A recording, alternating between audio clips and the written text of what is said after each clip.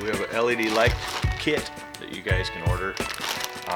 To install it, you need a Phillips screwdriver and a flush cutter or wire cutter of any type. The kit comes with obviously a light, the wire,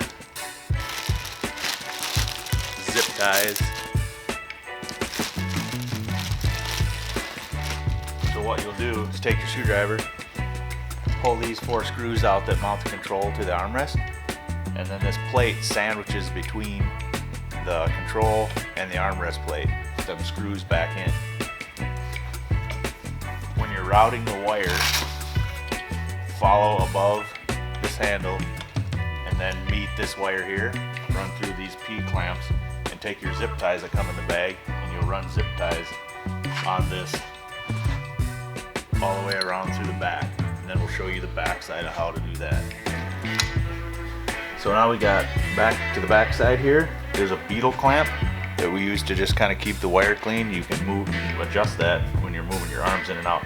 But make sure the wire is as long as the control wire is, so that you don't pull on one of them if you move this in or out too far.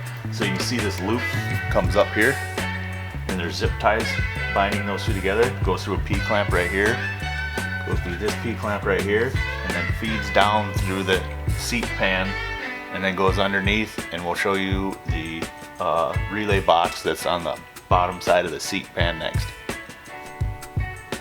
Next, pull off the seat cover.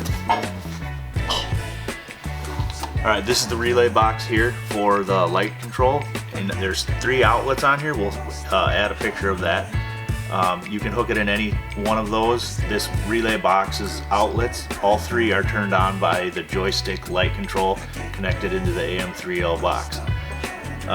Once you get that plugged in, you'll loop the rest of the wire and then zip tie it to this center bar to stow that wire so it doesn't get pinched.